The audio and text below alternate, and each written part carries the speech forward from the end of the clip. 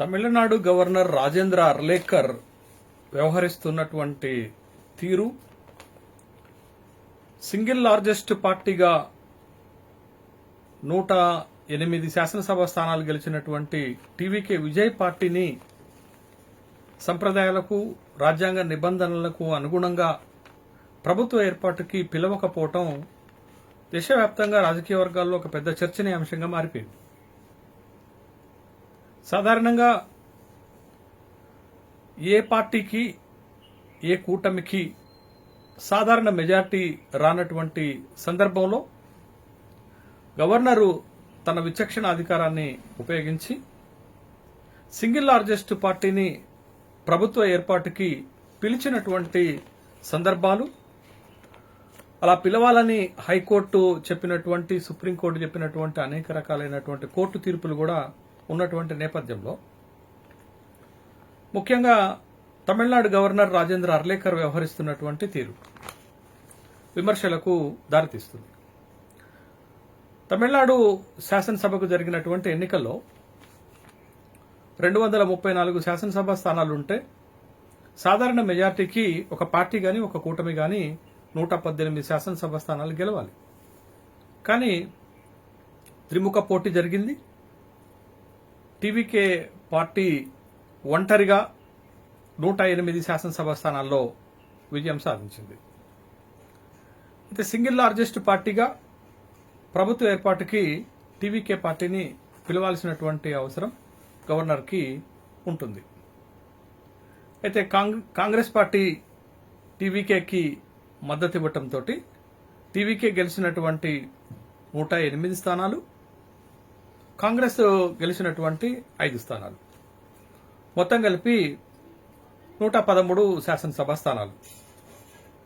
మెజార్టీకి 118 అంటే మరొక 5 శాసనసభ స్థానాల దూరంలో టీవీకే ఆగిపోయింది. అయితే టీవీకే చీఫ్ అయినటువంటి విజయ్ దళపతి 2 శాసనసభ నియోజకవర్గాల నుంచి గెలిచారు కాబట్టి ఒక శాసనసభ నియోజకవర్గానికి రాజీనామా చేస్తే కాంగ్రెస్ ఇచ్చినటువంటి మద్దతు 5 తోటి టీవీకే బలం 112 అవుతుంది. మెజార్టీకి కావలసినటువంటి స్థానాలు మరొక 6 స్థానాలు కావాల్సి ఉంటుంది. కానీ ఇక్కడ టీవీకే విజయ్ ఒక శాసనసభ స్థానానికి రాజీనామా చేయడంతో మెజార్టీకి కావాల్సినటువంటి సంఖ్య కూడా తగ్గుతుంది. 118కి బదులు 117 కావాల్సి ఉంటుంది. ఇప్పుడు టీవీకే దగ్గర 112 బలం ఉన్నది కాబట్టి వాళ్ళు మరొక 5 శాసనసభ స్థానాల బలాన్ని సమకూర్చుకోగలిగితే టీవీకే సొంతంగానే సాధారణ మెజార్టీతోటి ప్రభుత్వాన్ని ఏర్పాటు చేయగలుగుతుంది. గవర్నర్ దగ్గరికి 112 శాసనసభ్యుల యొక్క సంతకాలతో కూడినటువంటి లిస్ట్ తీసుకుని వెళ్తే governor has not convinced come with 118 members support, legislative members support అని చెప్పినట్టుగా తెలుస్తుంది. అంటే 118 మంది శాసనసభ్యుల మద్దతు సంతకాలతోటి రావాలి అని చెప్పినట్టుగా తెలుస్తుంది. అయితే ఇక్కడ మనం గమనించాల్సినటువంటి అంశం ఏంటంటే గతంలో కూడా ఇలాంటి వివాదాలు అనేక సందర్భాల్లో ఏర్పడ్డాయి. రాజ్ భవనో, లోక్ భవనో మెజార్టీని నిర్ణయించేటటువంటి అథారిటీ కాదు.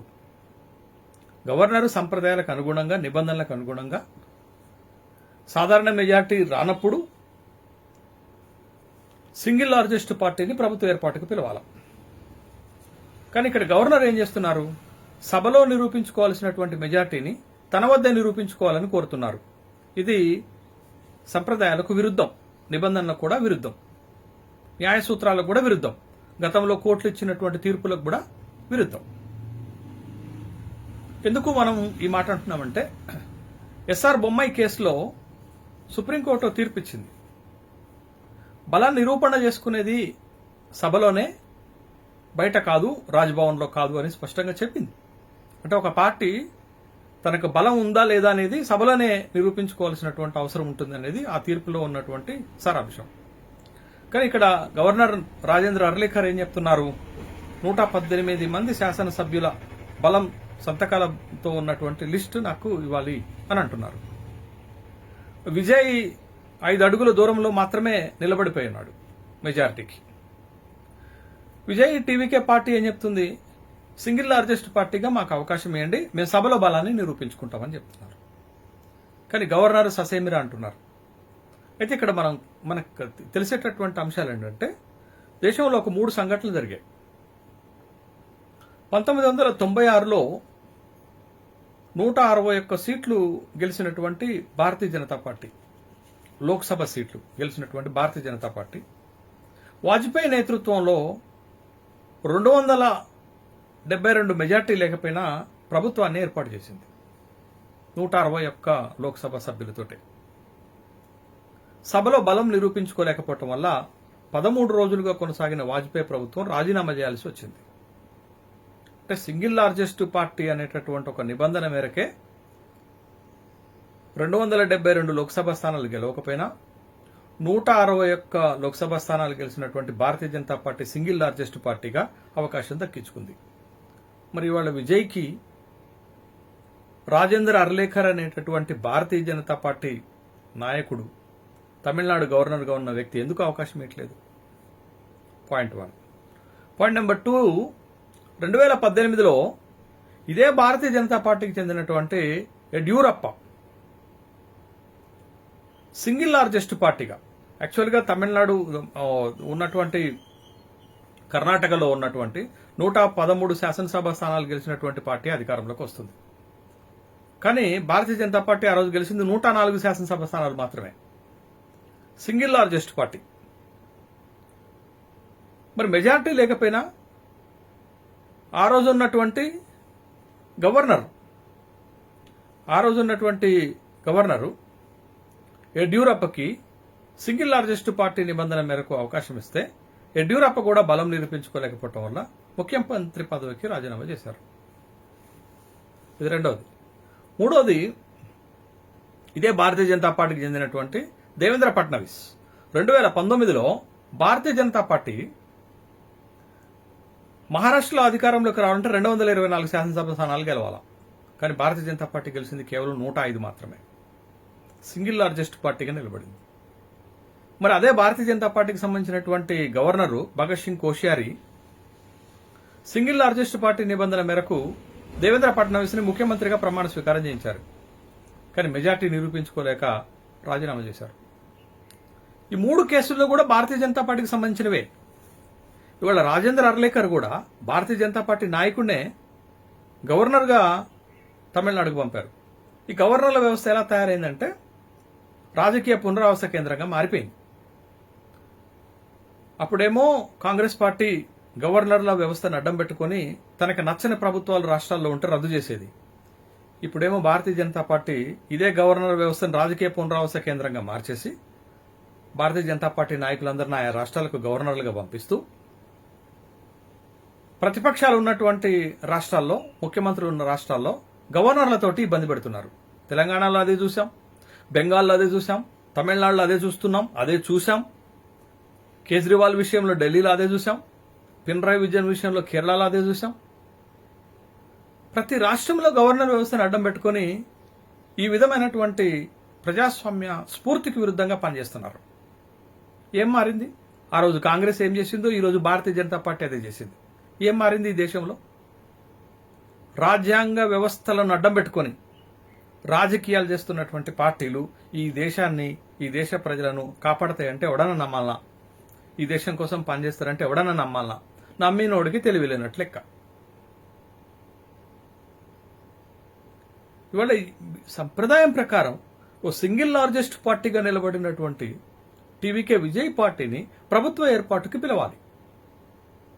అలా పిలవకుండా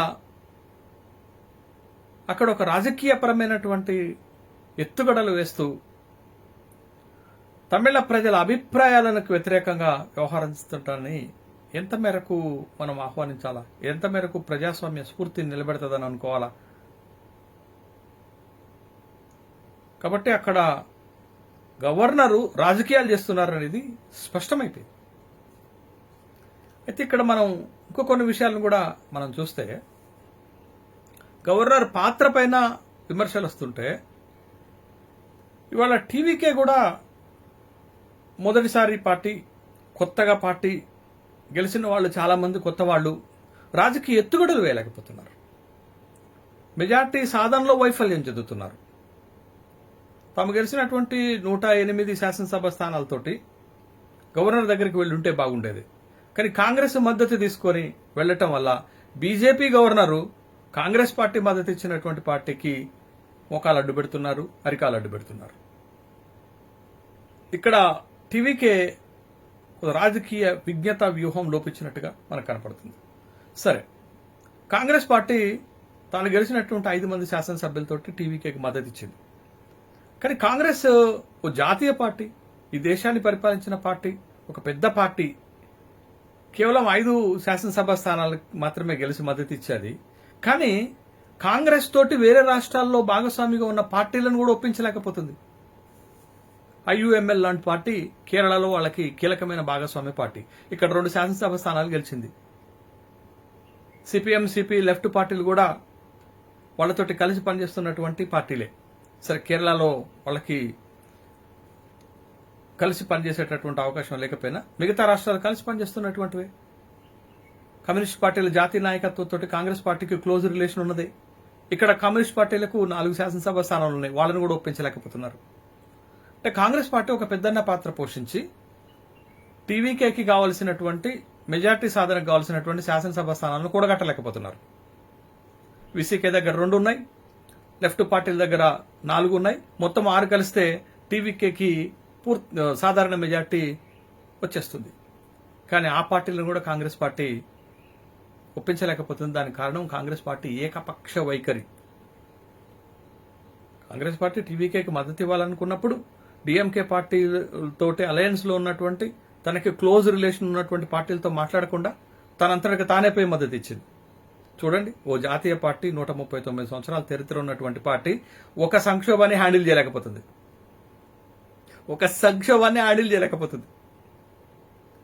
ఐయుఎంఎల్ పార్టీ లాంటి, వీసీకే పార్టీ లాంటి వాళ్ళని, సిపిఎం, సిపిఐ పార్టీలకు 8 సభ స్థానాలు ఉన్నాయి. ఇక్కడ ఆ 4 పార్టీలను కూడా కన్విన్స్ చేయలేకపోయింది కాంగ్రెస్ పార్టీ.